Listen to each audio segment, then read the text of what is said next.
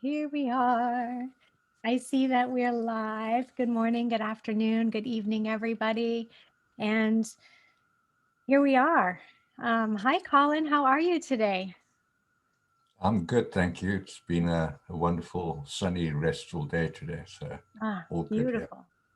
And our day is just getting started. It's very gloomy, so it's very gray, pretty typical for Washington, but I know that it'll get better. It'll get nicer in a little while. So um, I'm just going to give people a minute to pop on here, and um, and then I'm going to share this on your page if I can figure out how to do it.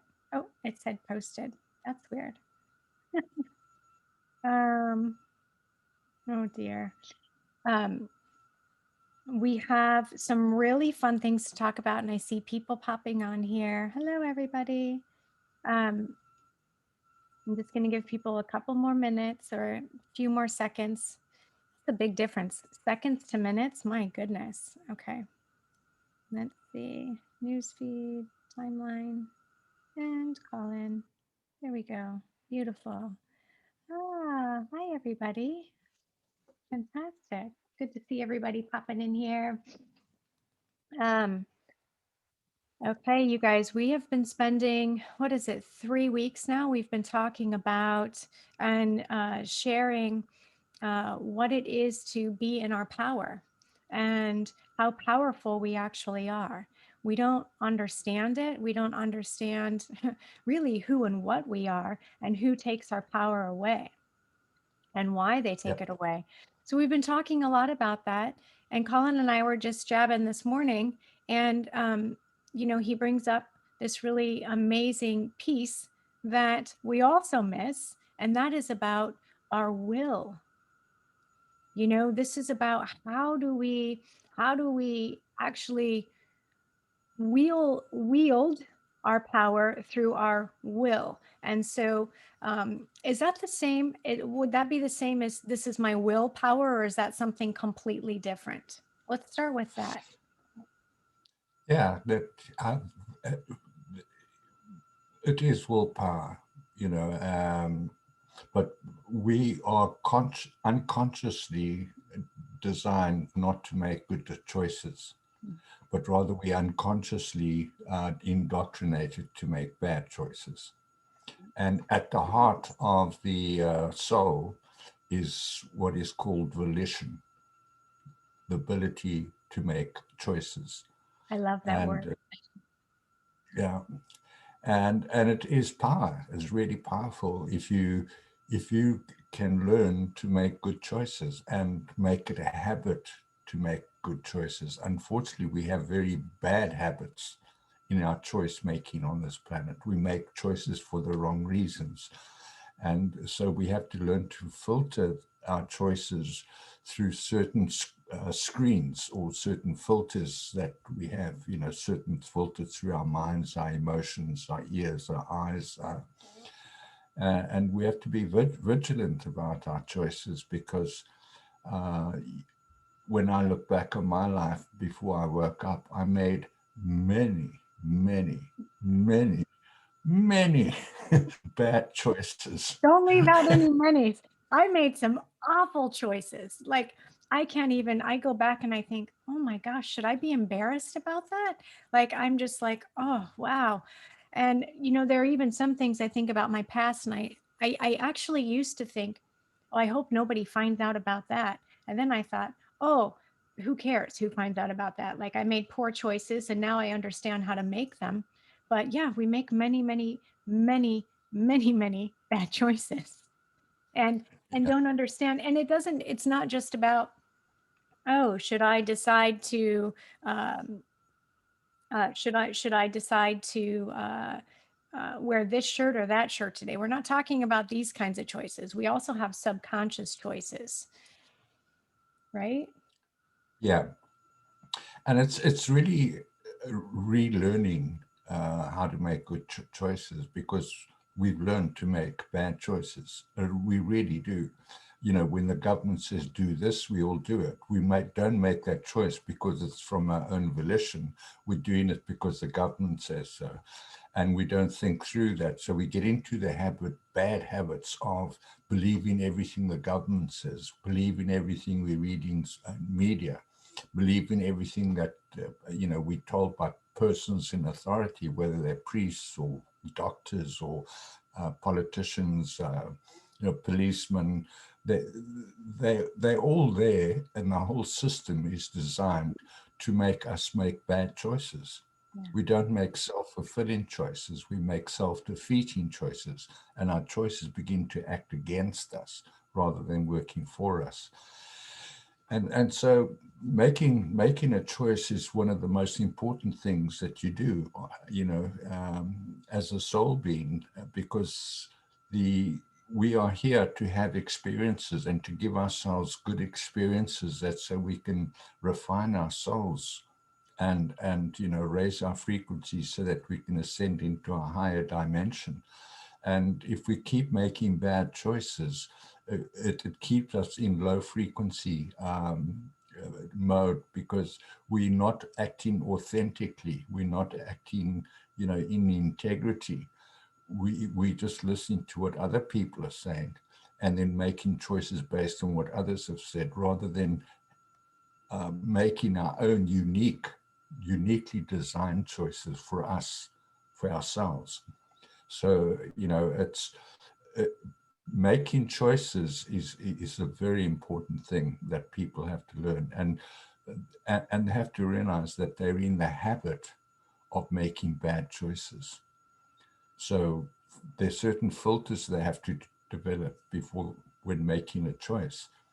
And the most important first choice filter they got to make is, why am I doing this?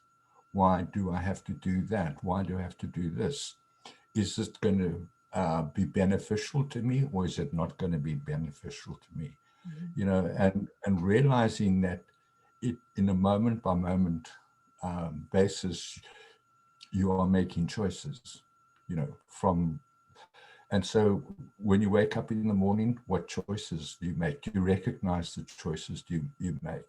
You should wake up and you make coffee. That's a choice. You drink the coffee. That's a choice.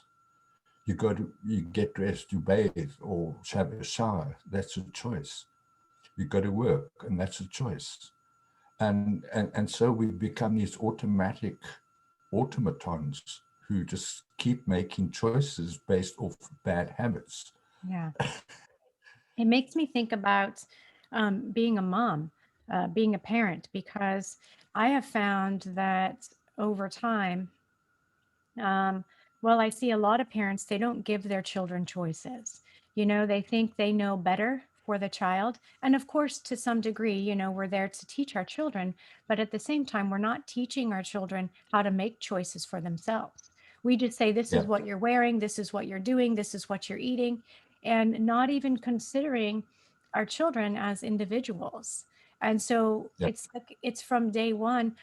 It's not just our governments and our priests and our law enforcement and all these things. It's that, and our doctors, that are making choices for us. It's us taking our own choices away, even with our own children, even within our own families, even within our own relationships with people that we love. We turn into, I'm going to say, selfish automatons, and say, I need, me, right? Like, why didn't you give me this? Or, these are all, this gets into emotionally poor choices, mentally. yeah.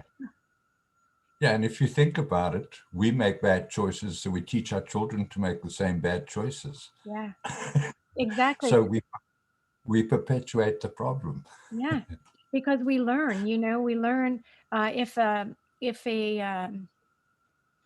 child grows up hearing parents fight all the time, or seeing, whatever our parents are doing, not communicating, perhaps having affairs, making poor eating choices, then as a child, this leaves an imprint. It's like, oh, that's what I'm supposed to do, right? I'm, Yeah, I'm, I'm supposed to do these things. That's normal because that's what mom and dad did, right? Yeah. Yeah. Yeah, and it's a systemic problem here because that's the way the matrix works. Is to squeeze people into a certain mold and make them copy each other. So everybody is copying everybody else, and that authenticity that lies within the soul is lost. So that we become carbon copies of the system, Yeah. of the systemic molding of people's minds and their emotions. So we get into bad thought habits, we get into bad emotional habits, and making choices is not about what you do physically, whether you brush your teeth or don't brush your teeth, and those are not the bad habits or habits that I'm talking about. It's the habits we have of our thoughts. We have thought processes that are habitual in our minds, and we haven't learned to overcome those bad habits. And sometimes it takes a traumatic experience for you to realize that you've been making bad choices. Like when you get divorced, you realize I made a bad choice, and now I have to live with the consequences of that bad choice. But then in my case, I did it again. Because because we don't understand, like, how do you integrate? Like, you made a bad choice, your heart hurts, or there's confusion ensues, all these things happen, and then you go out and do it again. Why? What is it about us that can't identify how to change? How do we untwist ourselves from the molds that we're in, and then be able to go, wow, I made a bad choice, and now I'm going to choose something different. Like, that could happen maybe one time for somebody, but then somebody else, it could take 2 divorces, 3 divorces, like, until when do they, is there like a key moment where we go, oh my gosh, I totally get it? Yeah, and unfortunately, learning to change one's mind is very difficult. It's a difficult process you have to go through. It's learning from minute by minute or moment by moment, realizing who am I, what am I doing here? And is this beneficial to me? Is it not beneficial to me? What is my motivation for doing this? Am I doing it out of a habit? Am I doing it because somebody else told me to do it? Or is this authentically what I feel? Is it authentically what I think? So getting back into the authentic mind and the authentic emotions is very difficult. I know, because when I woke up, I had a really hard time understanding emotions because I had lost my ability to feel my emotions. I actually thought my emotions. I had this mental conditioning that if you had a funeral, you must look sad and be, sad. If you go to a wedding, you must be happy. If you do certain things, so you think your emotions, you condition to behave in a certain way, and you think you're feeling, but you're not. You're thinking, Mm, wow. and you have That's to making learn me to think. feel.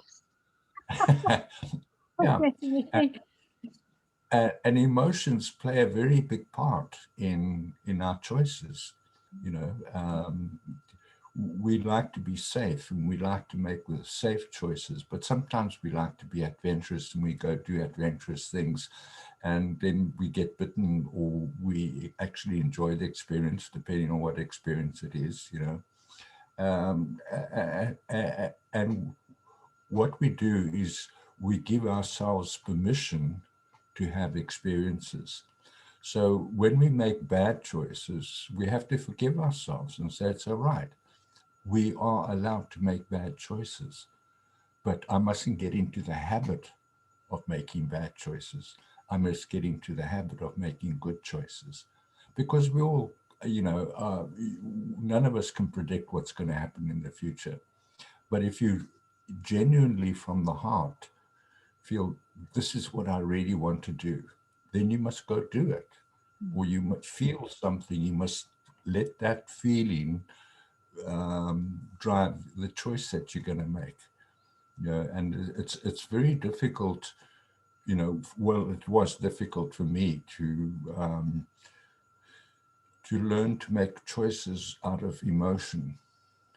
To feel the feeling of what is it going to feel like if I do this thing? What is it going to feel like if I do that? And often when I went through that process of evaluating what I might feel if I do this thing, then I decided I would not do it. Because I realized that in that situation, I would feel uncomfortable, I would feel unhappy, I would feel undermined, I would feel less in myself. So then I just wouldn't go to make that choice to do that thing. But if it was something that was exciting or vibrant and I wanted to give myself that experience, I have to recognize that that is a choice I'm making, and I'm making it for myself, not for anybody else. Yeah. It's something I want to do. It sounds like when we begin to think about this and dive deep into the emotions and how to reconnect the heart and the brain, right, to function together, right, we want to really think with our heart. And it seems like how, like, the thing that I've noticed, at least with myself, and I'm able to observe it, being able now in other people, but having to move through learning my emotions and making my own choices, there's a lot of guilt, that I felt before for things like, oh my gosh, how could I have done that? Or um, or fear. Fear is a really, really big one. Like, if I make this choice, then, what if my heart gets broken? Or if I make this choice, what if I go and lose everything, like my home, my everything? And it's fearful. And so one of the things that was helpful for me was over over the process of learning how to feel emotions. I was able to say, even though I did blank, fill in the blank, I love myself anyway, or I forgive myself anyway, right? Like, really Yeah, taking in what you did that was dreadful or hurtful or fearful, or really taking these things in. Maybe we've hurt somebody else and that's devastating, or maybe we've cut ourselves off from our own feelings and emotions, and we just don't even know how to get back. And just recognizing that it's okay to be where you are, but like recognizing it is the first step to say, okay. yeah, yeah, yeah. And that process of saying it's okay to make wrong choices. But if that's what you genuinely wanted to do, it's not a wrong choice. Right. But if you just did it because someone else has told you to do it, then that's a wrong choice. Yeah. So if you do something that you really want to do, that's a good choice, Hmm. because you want to do it. Now, in choices, the will has two partners. The one is the mind, and the other one is the heart. The mind, the thoughts and the emotions. So often when I'm uh, like on Friday evening, said, would you like to go to our pub? There's a band playing.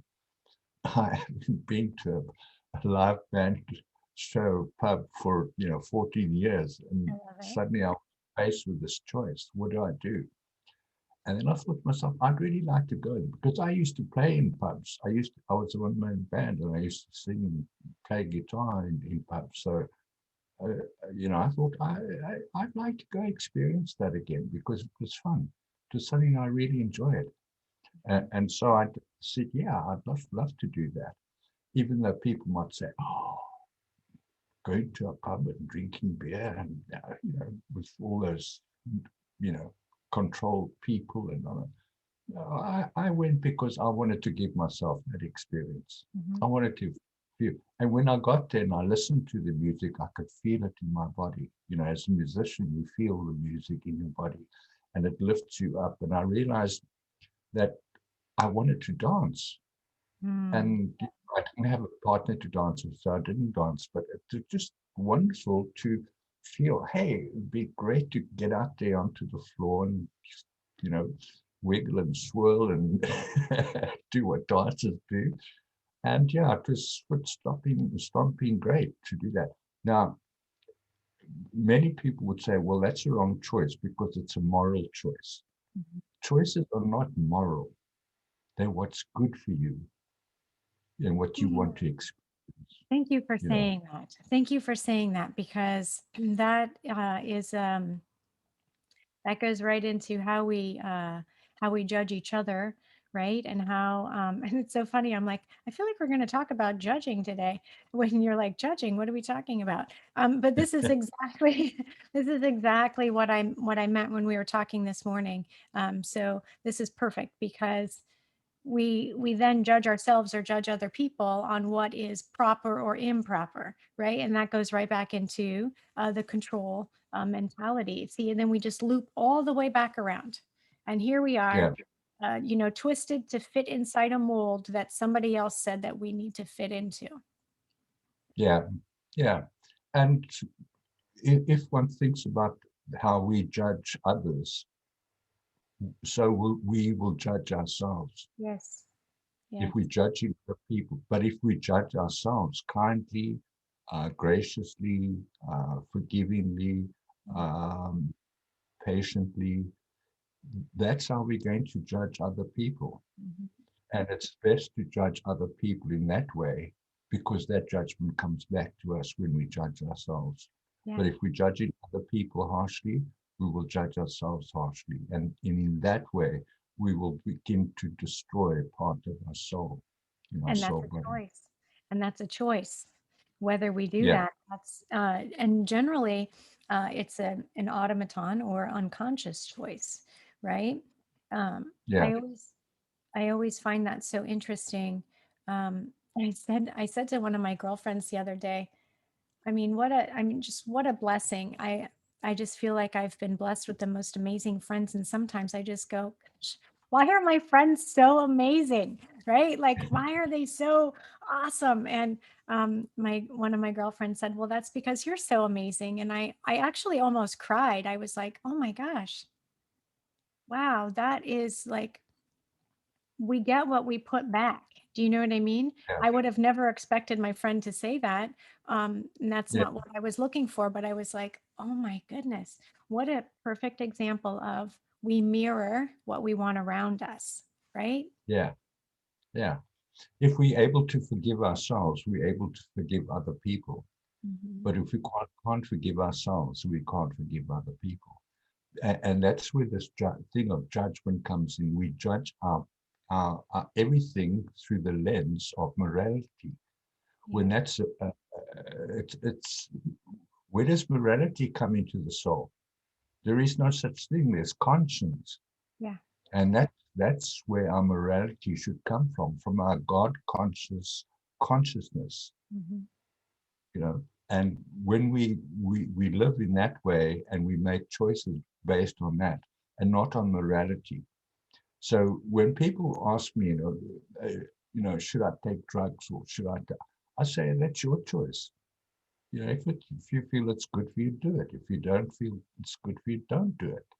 Mhm. But be aware of what you're doing and how you're going to feel about it afterwards and how you're going to think about it afterwards and the experience that it might give you. Is it going to be a good experience or a bad experience? It's as simple as that. Mhm. There's no such thing, in my view, for the soul. The soul doesn't come here to be judged. The soul come here to have experiences. And we are all here just to have experiences. And what we're meant to do is give ourselves good experiences, experiences that refine our souls. So if we learn to make decisions based on that, rather than thou shalt not, you know, but rather thou shalt Exactly. Exactly. turn, turn it around.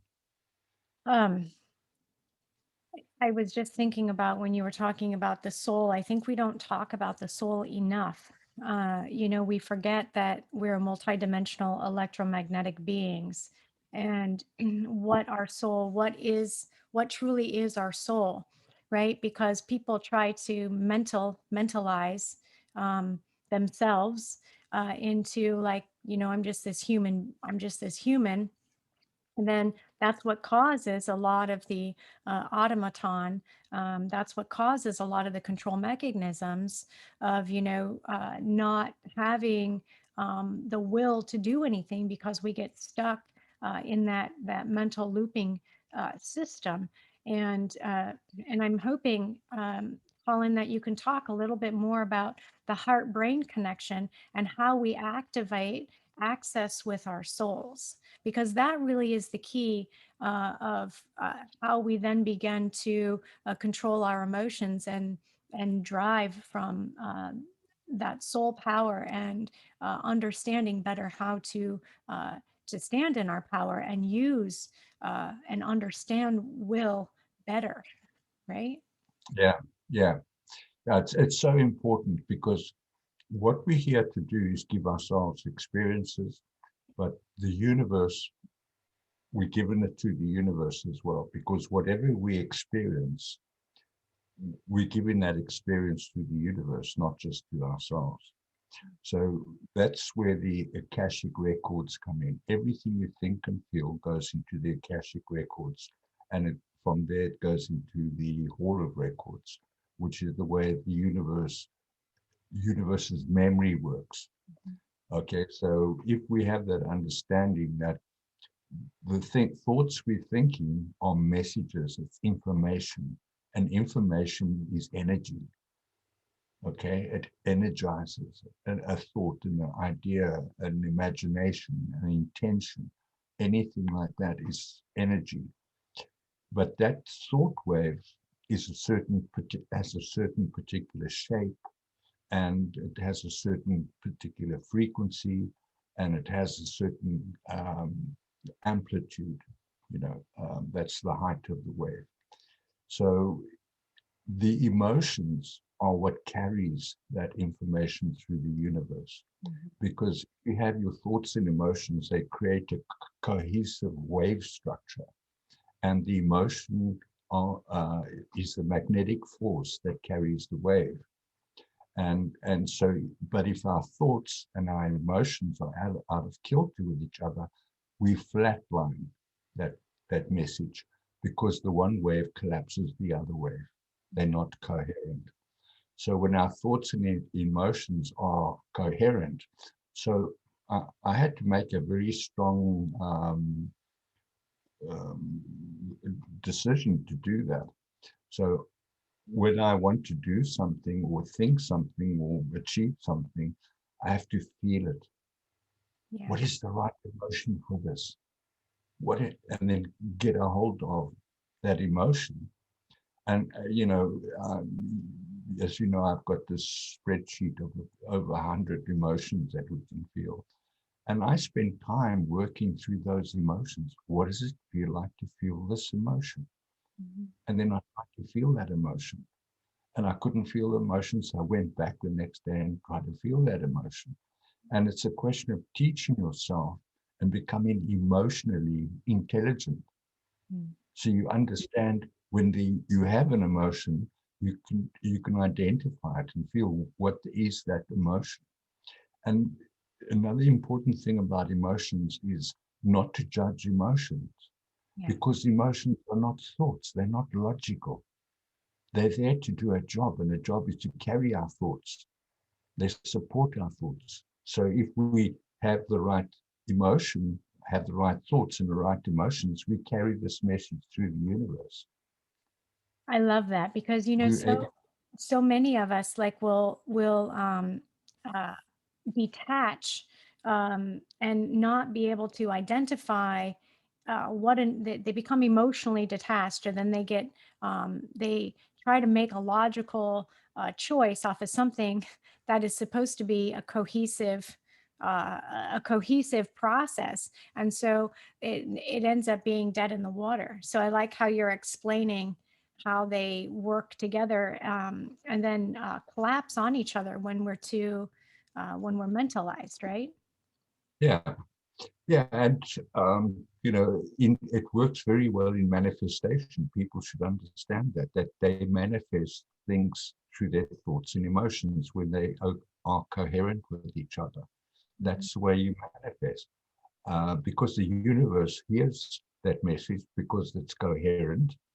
It's your thoughts and your emotions sending a coherent message to the universe, and the universe does a loop and sends it right back to you.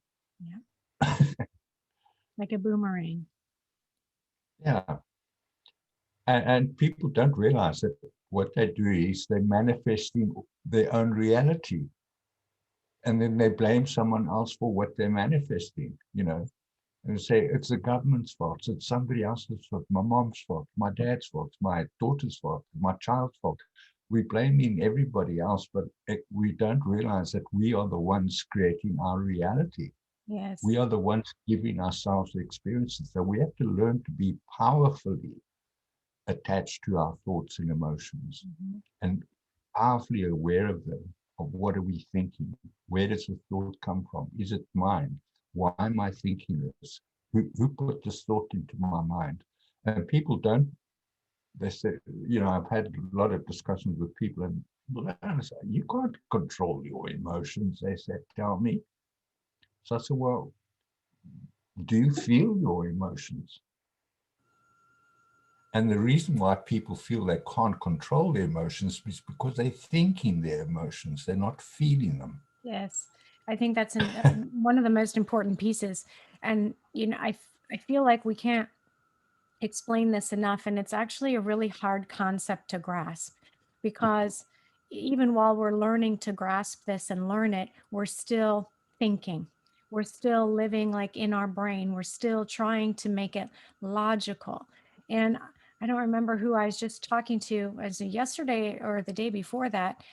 However, this has happened plenty of times. With my children even is you made me do this, right? This is what you made me do. This is how you made me feel. And I said, wow, what a great power you've given me. that's that's incredible that I can make you feel however I want you to feel. So but only when it's to the other person's demise. It's Yeah, like nobody really accuses you of wow, you made me feel really blissful about myself, right? It's always, you made me feel really rotten about myself. And that is that's something, this really gets me, Colin, and I'm hoping that this changes over time. There are many, many, many psychologists out there and many counselors or integrative counselors, that claim they're integrating emotions and feelings and all these things. And they don't know the first thing about how to tell somebody or how to help somebody think and feel for themselves.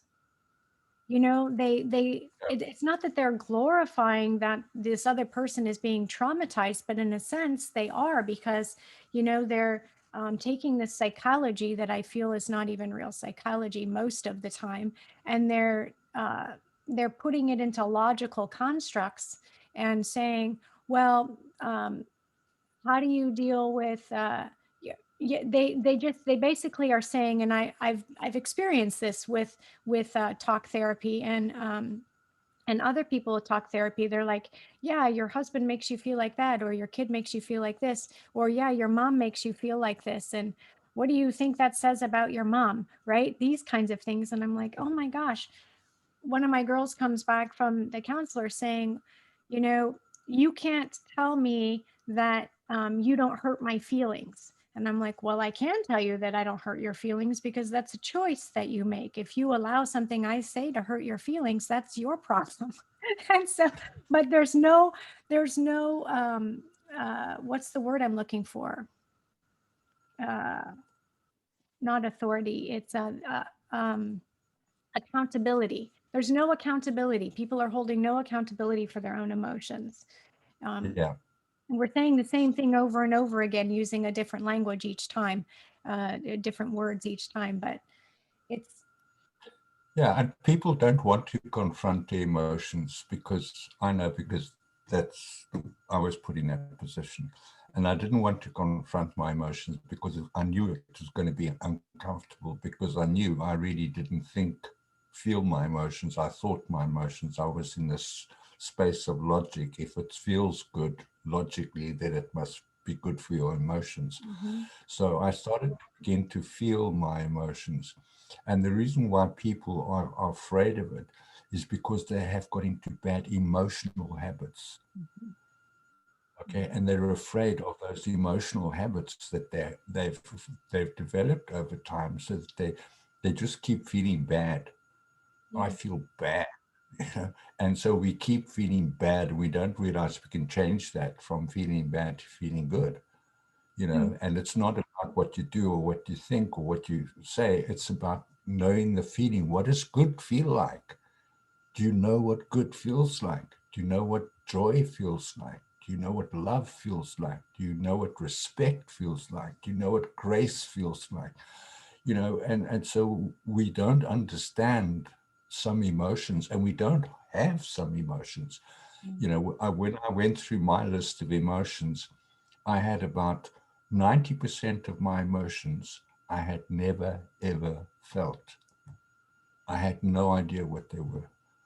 So I was in this narrow band of emotions, you know, fear, anxiety, worry, guilt, low self-esteem, feeling trapped, you know, and I was definitely in this low vibrational emotional state because I wasn't aware of my emotions. I wasn't feeling my emotions, and I was also judging my emotions because you're not supposed to feel that way. So that's nonsense. Mm-hmm. You can feel any way you feel because feelings are not logical. Exactly. And people try to make them logical. I remember that Yeah, when I was in school for massage therapy, we had a particular unit on emotions, right, and how people feel either sympathetic or empathetic, and what emotions are. And they actually taught that there were only like a handful of like real emotions. They said there's only fear, love, anger, joy, and uh, maybe guilt. I can't remember, but they were like, these are the only real emotions that people feel, and everything else, those aren't real emotions. And boy, I had a really hard time wrapping my head around that one. I was like, how, how are we how wow, that's really like putting us in a box saying we only get to feel these things for real. So what are the other emotions that we feel, right? yeah, And then how do we deal with them? What if there's a client going through saying, hey, I feel like this, or and you go, oh yeah, that's not really an emotion, you don't feel that way. Like, what is that? yeah, yeah. It's like guilt. What is the opposite of guilt? What is the good emotion that is opposite to guilt? It's a feeling of innocence. Hmm. Wow. How many people will actually go and rediscover Mhm. what it feels to be innocent?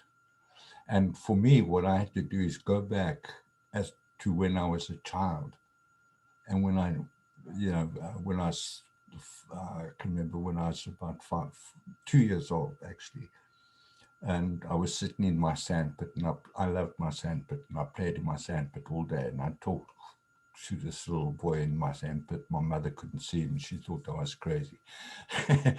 But I just sat there playing, and I would talk to the flowers and the trees, and Mhm. walk around the garden, and skipping and dancing, and just thinking happy thoughts. Mhm. And then I went back and I tried to feel, how did I feel then? And I remembered, after thinking about it and feeling what it was like just to be that little boy sitting in the sandpit, happy, and no judgment, no prejudices, no expectations, just happy and content in the sandpit, and getting in touch with that feeling of innocence Mhm. and realizing that's the way I came into this world. That was the feeling that I had when I was a child, an infant. I came here innocent. So why Mhm. am I feeling guilty? What is this thing called guilt? Mhm. You know? And it's this blaming thing. It's Catholicism. Yeah, That's but that's it's what I'm man-made, I saying. think. If there's some emotions that people have lost, they've forgotten them, Yeah. and they've forgotten innocence, what it's like to feel innocent, Yeah. and it's such a powerful emotion that if people would get in touch with that feeling of innocence and think, why do they ever feel guilty? Mhm. Because it's a habit. Yeah. It is a habit. We have to get into the habit of forgiving ourselves. It reminds me of innocence, this story of innocence. My littlest said to me yesterday, she said, can you teach me how to fly? And I said, well, we can't fly. And she said, well, yeah, we can. Can you just teach me?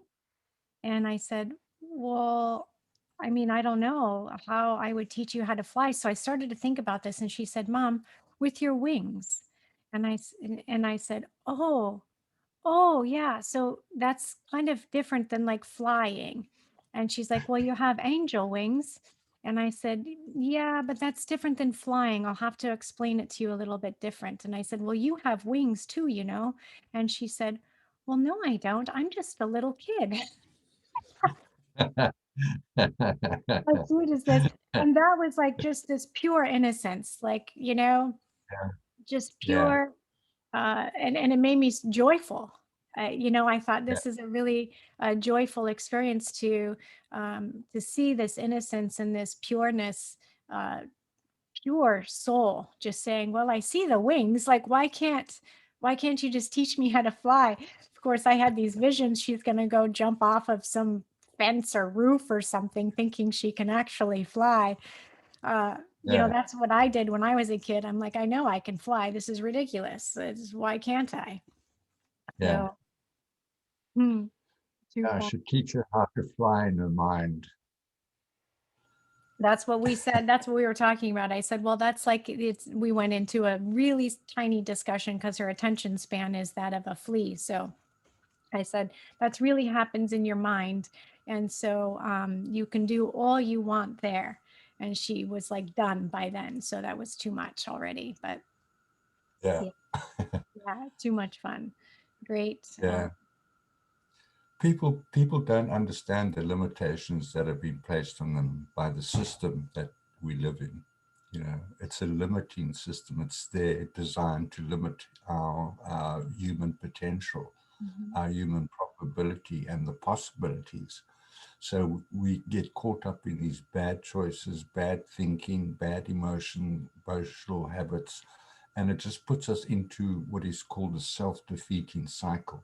Yeah. And many people are caught in the self-defeating cycle where they feel guilt, fear, low self-esteem, and because the guilt makes them, the fear makes them feel guilty, the guilt makes them feel low self-esteem, so they run around in this loop of this self-defeating cycle. And so the emotional habits are wrapped around those three emotions: guilt, fear, and low self-esteem. And they are making their choices based on those emotions, which are all negative emotions. Yeah. You know, guilt, innocence. Why not feel innocent? Oh, Fear, love. yeah. Self-esteem, self-worth. Right. It seems easy for you and I, Colin, because we've done the work, right? Like we've been in the pits and we've really done the work to pull ourselves into this vibratory state. But I talk to people, um, clients all the time that are in suicidal states and absolutely devastated. And, for people that are really, really struggling, how do you share with them, um, hey, you can choose to feel different, because they can't see that, right? So uh, how what is something, if somebody's listening that is just in complete devastation and doesn't know how to even begin to lift their head or open their eyes, like what can we share with them? Yeah, it's very difficult because we're in that habit again of wanting to help this person do something for them. But the first thing we've got to ask this person, who is responsible for the way you feel? Mm-hmm. And then coach them back into taking responsibility for their own lives. You know, I can't make things right for other people. I can't help them. People have to help themselves. When I came to this realization for myself that there's nobody else out there who's going to help me, I've got to help myself, because the experience I had, many years ago, 14 years ago, I was so devastating, so out of this world that I couldn't share it with anybody. Mm-hmm. So I had to deal with it myself. And I was the only person who was going to help me. Nobody else could help me because nobody else could understand the experiences I'd had. And so I learned to take back responsibility. Now, responsibility is ability to respond. And I could have responded negatively or I could have responded positively. So I decided to be responsible. You have to learn to respond, have this ability to respond in a positive way. And so I began to practice that, responding in a positive way rather than a negative way. And I had to catch myself often when, I was in company of people and they would say, oh, well, this so-and-so did this. And I would think, oh, yeah, that's terrible. Wow, how could they have done something as bad as that? Or, and I'd say, hey, what am I talking about? I'm Mm-hmm. not responsible for them. They're responsible for their own actions. I don't care what they did. Yeah. They're responsible. But we keep passing this plate of guilt around from one to the other. I make you feel guilty, you make the other person feel guilty, and eventually the plate comes back to us. And we eating this meal of guilt. Yes, it's a We pass victim, it being a on to, victim and victimizing. We get yeah, into this whole victim victimizer programming that just keeps running over and over and over in our biocomputers. And it's like, when do yeah, you just put the stop on it and say, oh, enough is enough already. I don't want to feel like this. I don't want to do this. And so, yeah, yeah, yeah. It's very difficult when you are naturally compassionate and empathetic to people. You want to help people, you want people to grow. But we also have to understand that we are not responsible for other people that's right. and they are responsible. And so when a person comes to you with a problem, the first thing you ask them is, who's responsible for this? And then they will tell you that someone else is responsible for this. Exactly. And Yep. you say, do you have no culpability in it? Weren't you there? Didn't you participate in it? Yeah, I was there, but it wasn't my fault. Mm-hmm. That is Mm-hmm. a common answer. It wasn't my fault. Well, if you were there, whose fault is that? Who Why else did weren't it? you somewhere else? Yeah, exactly. Exactly. That also reminds me of people that uh, I talked to a woman, this was years ago, and there was a church that was housing like a tent city or something, right? And so, that's all these families are in tents and don't have like a house to live in or apartment or whatever. And so they would put up their own little tent cities. And um, this woman in particular like brought clothes, like used clothes and all these things, and she said, I want to give these to you, to one of the families. And they said, well, we don't want that. And she actually turned around and was like, ah, can you believe they don't want this? Like, I'm just here to help. And like this just ensued, like she just assumed somebody would want what she feels is best for the other person. And so I find this really curious too, like um, how we impose our own ideas of what is good on, like, oh, I'm helping you.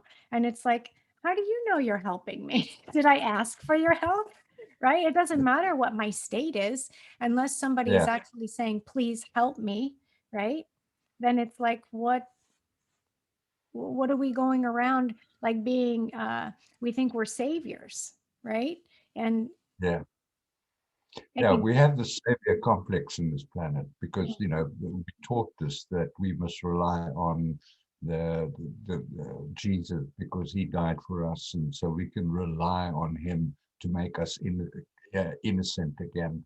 And you know, so we rely on something outside of ourselves, and we don't take responsibility for our own sins. You Yeah, know, and we've got this crazy notion that we can be forgiven for everything. And yes, we can be forgiven for everything, but why keep making the same stupid mistakes over and over and over again and expect a different outcome? exactly. That's insanity. That is the definition of insanity. And then we are not um responsible, right? We completely have no accountability, no idea how to, it's dawning on me as we're talking about this, and then I'm going to get a little bit riled up, but you know there are just some of us that don't even want to know what it's like to embody the soul and to work from that space, right? They don't mind Mhm. being told what to do. As a matter of fact, some people need to be told what to do, otherwise they can't function. um, I Yeah, feel like, I feel like saying, is there even any hope for these people? And of course, then that's me, like I just said, imposing my ideas and my wills on society, right? Which is not the right thing to do. But I think, who doesn't want to know their soul and grow and do this? But truth of the matter is, there are some people that's not what they're here for. They're perfectly yeah, fine being told what to do and having a savior yeah. that's outside of themselves. I, I just got to go to the bathroom quickly. I'll be back Okay, in a sec. sounds good. Oh my goodness, you guys. Thank you for being here. If you have any questions or comments, we'd be happy to hear from you. We have kind of wrapping up the end of, how we stand in our power and how we create the will, or the desire, if you will, to be able to take the time to as in two words, remember who and what we are, and what we're capable of. This has been like uh, quite a long discussion, 3 week or so discussion about all of this. Welcome back. And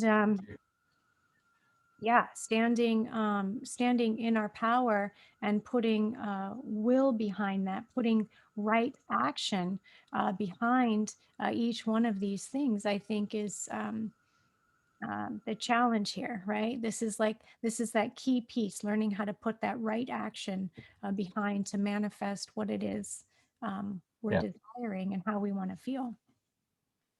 yeah. And I think things like journaling help a lot.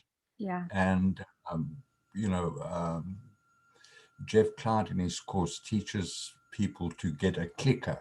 It's a little golf counting machine where, you know, and you press it every time you hit the ball. So it counts the number. So you go through every day. Every time you have a negative thought or you make a bad choice, you click Oh and you my click gosh. and at the end of the day, you look and you see how many negative thoughts and bad choices you make. And so you begin to create your own scorecard and learning, teaching yourself so you become more aware Mm-hmm. of your bad choices, your bad thoughts. And so you try to refine your soul because that's what we're here for. The Mm-hmm. sole purpose we're here is Yeah. to refine our souls, Yeah. to have experiences, you know, and to raise our frequencies that we can develop our souls to go into the next dimension, you know, and the field of reality. You know, so it's important that we take this business of making choices very seriously. And you, journaling helps. Having a clicker is very helpful. If you click every, or you can just have a little card in your pocket with a pencil, and every time you make a bad choice, you make a little cross. You know, and it doesn't have to be as fancy as a clicker, but it's just becoming aware of your thoughts, your emotions and the choices you're making. Yeah. Was that the right choice? Why did I have to make that choice? What was driving me to make that choice? Was it something that I felt I wanted to do, or was I just being an automaton? You know, what I do is I choose feelings or emotions. And I have like this old door. It's pulled out of an old, like 1920s house. And in the panels, I painted a chalkboard. And then I also have a little thing you can put letters on and make up your own words, right? Yeah, And I'll write on the door or on my little word panel um, sign how I want to feel. And so, like currently, and I always use the I am, and then I choose a word. And so, like the past couple of weeks, I've had up, I am grateful and lovable, right? And these sometimes are really challenging to feel. Um, and, uh, and then I'll change them out, and if something or sometimes I'll do I am grateful for, and then each time I'm grateful for something on the chalkboard, I'll write it down and I leave the list up and go, yeah, okay, those are the things I'm grateful for, and they're in my home, so I see them everywhere I go. Right? It's like right there, or you can write with one of those dry erase markers on your mirror in the bathroom. yeah, I am yeah, beautiful. I am kind. You know, and remember to feel those things. And I think that part of the will is actually believing. I think I think believing is so important that we're capable of being in control or being responsible for our own emotions. yeah, yeah, yeah. So, gosh,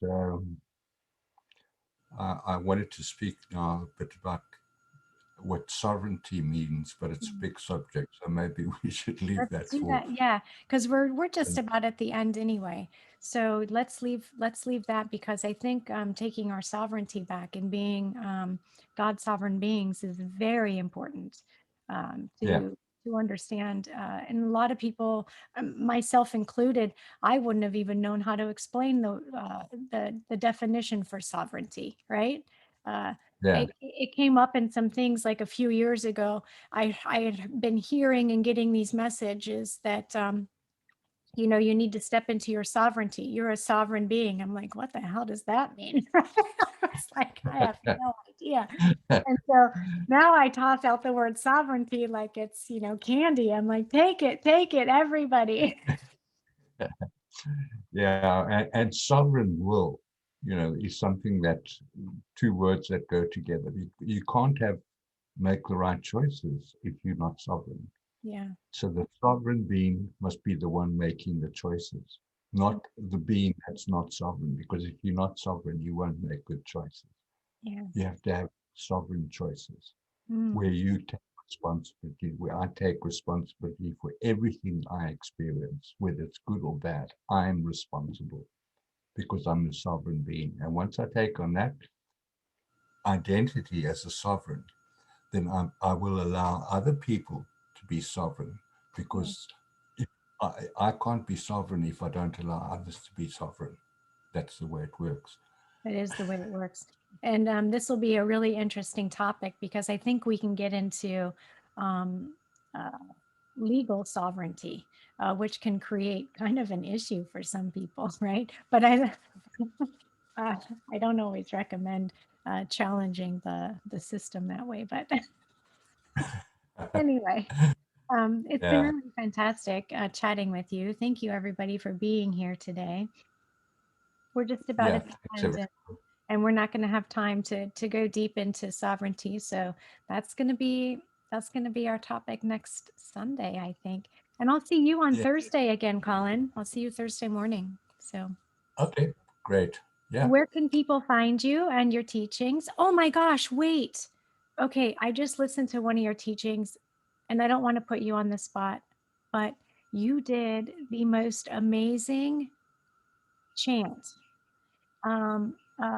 It was like a prayer, chant, song. and it was beautiful. We'll talk about it later because it actually nearly brought me to tears, and your voice was wow. I was like, oh my gosh, it really touched my soul. So you guys, that's in that's in his teachings, in some of his classes. I think it was in the Merkaba class, but anyway, it was fantastic. So I just wanted to say that, and then maybe next time you can sing for us. Uma etre ina ekasha.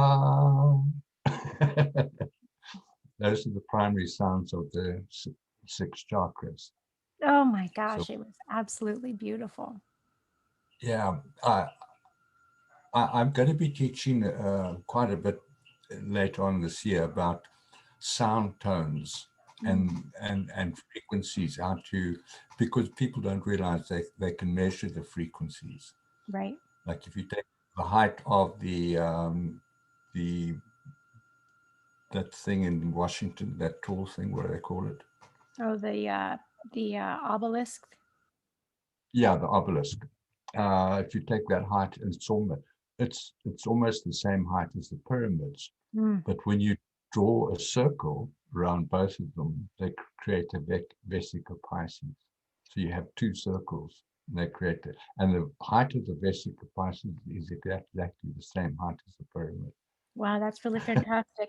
And that actually um, there's like a Vesica Pisces program that runs in our bodies, put in by the negatives, by the fallen ones. So that's something to Yeah, create in the body too. Wow. Okay. yeah. We're going to have so much to talk about. All right. I'll see you. I'll see you soon. Oh, wait, where can people find you again? Oh, on my website, the writings of colinjoe.com. Beautiful. The And right. I've got books, videos. I've got a lot of writings there about human potential and ascension, the mechanics of ascension.